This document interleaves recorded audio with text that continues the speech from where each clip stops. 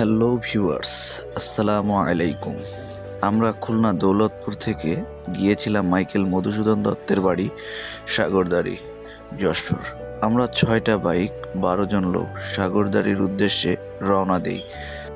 আমাদের হাইওয়ে রাইডটা এত আনন্দদায়ক ও এত মজাময় ছিল যে আমাদের সাথে যতগুলো বাইক ছিল বা বাইকাররা ছিল সবাই আনলিমিটেড মজা এবং আনন্দ উপভোগ করেছিল। আর হাইওয়েতে যারা বাইক চালিয়েছেন তারাই শুধু বুঝবেন যে হাইওয়েতে রাইডের মজা কত কত কত। কুল, চিল আর স্যাক্রিফাইস, এই তিনটে জিনিস যদি ট্যুর পার্টনারদের মধ্যে থাকে তাহলে মনে করবেন আপনাদের ট্যুর একটি স্মরণীয় ট্যুর হতে যাচ্ছে। আমাদের ট্যুর পার্টনারগুলো আল্লাহর অশেষ রহমতে সবাই এমনই। আমাদের ট্যুরের প্ল্যান হলো প্রথমে আমরা বাসা থেকে বাইক নিয়ে রওনা দেব, তারপর সোজা 0 পয়েন্ট গিয়ে আমরা ওইখানে কামরুলের হোটেলে বা আল আরাফায় খাওয়া দাওয়া করব। অবশ্য আমরা আল আরাফায় খাওয়া দাওয়া করেছিলাম। দেন ওখান থেকে আমরা সোজা সাগরদাড়ি যাব। আমরা যেমন ভেবেছিলাম ট্যুরটা তার থেকে অনেক গুণে ভালো হয়েছিল। বাইক রাইড, খাওয়া দাওয়া, মেলায় ঘোরা ইত্যাদি সব মিলিয়ে অনেক সুন্দর একটা রাইড আমরা উপভোগ করেছিলাম, অনেক মজা করেছিলাম, অনেক আনন্দ করেছিলাম। ওই যে বললাম যে ট্যুর পার্টনাররা যদি ভালো হয়, ট্যুর পার্টনাররা যদি কুল চিল মাইন্ডের হয়, আপনার ট্যুর মনে রাখার মতন ট্যুর হবে 100%। হাইওয়েতে বাইক রাইডের অনুভূতির কথা কি আর বলবো, অসম্ভব সুন্দর এবং মনোরম পরিবেশ হাইওয়েতে থাকে এবং বাইক রাইড করলে মন আরও ভালো লাগে। আশপাশের সৌন্দর্য, আশপাশের পরিবেশ, আরও অনেক ধরনের জিনিস আছে যেটা আপনি হাইওয়েতে রাইড না করলে আমি বলে আপনাকে বোঝাতে পারবো না। আমরা বাইক রাইড করতে করতে প্রায় 0 পয়েন্টের কাছাকাছি চলে এসেছি। আর একটু সামনে গেলেই 0 পয়েন্ট। 0 পয়েন্টের থেকে একটু হাতের ডাইনে গেলেই আল আরাফা, কাচ্চি ডাইন, কামরুল ভাইয়ের হোটেল, চুই ঝালের মাংস, রসুনের মাংস, বিভিন্ন ধরনের আইটেম ও ঐতিহ্যবাহী খুলনার চুই ঝালের গরুর মাংসের সুনাম বাংলাদেশের সর্বত্রই আছে। দেখতে দেখতে আমরা 0 পয়েন্টের কামরুলের চুই ঝালের গরুর মাংসের দোকানে সামনে চলে আসলাম।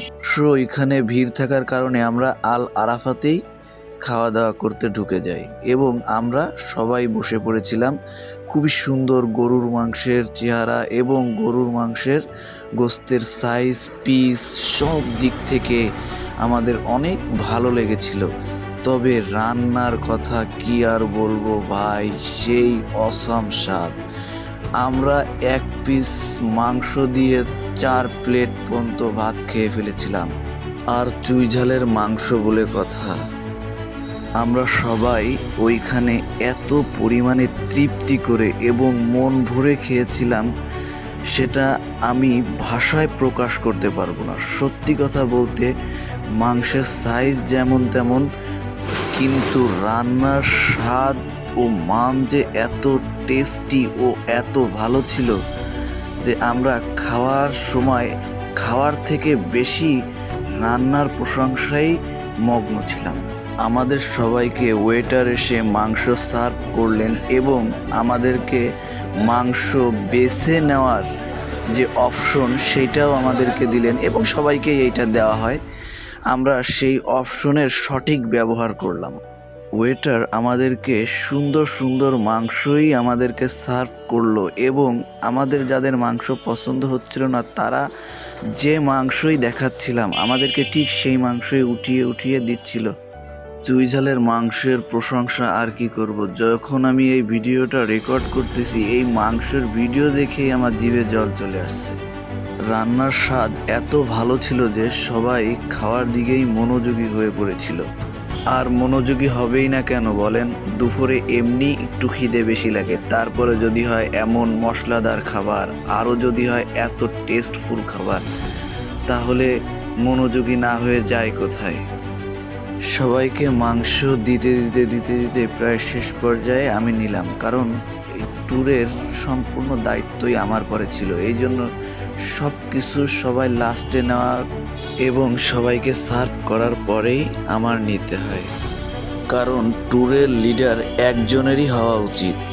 কোনো কাজে একের অধিক যদি কুতুব বা লিডার থাকে, তাহলে ওই ট্যুরের আনন্দ বা মজা নষ্ট হতে দিতে হবে। লিডার বলতে আপনি যা বলবেন ট্যুরে তাই হবে তা না, সবার সম্মতিক্রমে একটি সিদ্ধান্ত হবে, কিন্তু সে সিদ্ধান্তটা যে কোনো একজন নেবে। এটাই হলো ট্যুর লিডারের কাজ। ভিউয়ার্স, মাংসটা একটু দেখুন, কি জুসি এবং কি মশলাদার এই মাংসটা। আর চুই ঝালের ঝোলের টেস্টের কথা কি আর বলবো।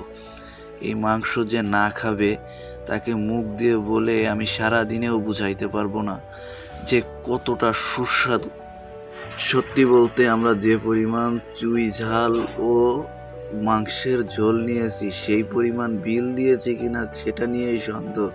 মাংসের বিলের কথা তো বাদই, ঝোল আর চুই ঝালের বিলই আমরা দেইনি এমনই মনে হচ্ছিল। এত পরিমাণ ভালো সুস্বাদু আর এত ভালো লাগছিল, এত পরিমাণ ঝোল এবং চুই ঝাল নিয়েছিলাম আমরা, যে শুধু চুই ঝাল আর ঝোল এই দুইটা খাইতে খাইতেই আমাদের অনেক অনেক সময় পার হয়ে গিয়েছিল। খাওয়া দাওয়ার লাস্টের দিকে আমরা তাদের একটি দইয়ের অর্ডার দেই। আমাদেরকে একটা দই দিয়েছিল, দইটা ভালোই ছিল, 10-এ 8 দেওয়া যায় দইয়ের মান। খাওয়া দাওয়া শেষ হলে বিল পে করে আমরা আবার সাগরদাড়ির উদ্দেশ্যে রওনা দেই। চুকনগর টু সাগরদাড়ি রাস্তার সৌন্দর্য ও রাস্তার কথা কি আর বলবো, এর প্রশংসা করে শেষ করার জায়গা নেই, কারণ রাস্তা এত স্মুথ ও এত সুন্দর ছিল, একটুও ভাঙা চোরা কিছুই ছিল না রাস্তায়। আর রাস্তার ভিতরে একটু পরিমাণ জ্যাম বা একটু পরিমাণ কোনো সমস্যা আমরা দেখতে পাইনি। খুবই সুন্দর এবং খুবই মনোরম এ রাস্তার পরিবেশ ছিল।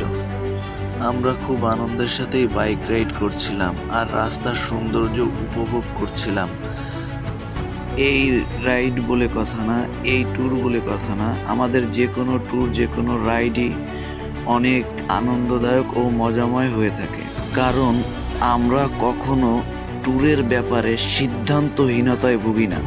আমাদের যেটা মনে হয় এইটা করলে আনন্দ বেশি হবে, এইটা করলে মজা বেশি হবে, আমরা সেটাই করি।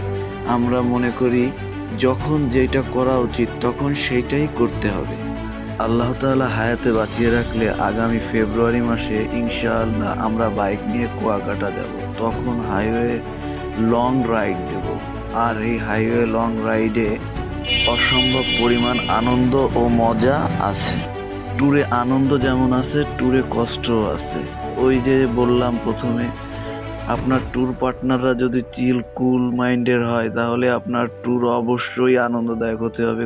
কষ্টকে আপনার কষ্ট বলেই কখনো মনেই হবে না, আর আপনি অবশ্যই ভালো একটি ট্যুর উপভোগ করতে পারবেন এবং এই ট্যুরটি আপনার জীবনে স্মরণীয় হয়ে থাকবে। আমরা হাইওয়ে থেকে হাতের ডাইনে ঢোকার পরে একটু কম ব্যাসার্ধের রাস্তা দিয়ে বাইক রাইড করতে থাকি। রাস্তা একটু ছোট হলেও ওইখানে ভিড় ভাট্টা কমই ছিল, কিন্তু সামনে আমাদের জন্য অপেক্ষা করছিল অনেক বড় জ্যাম।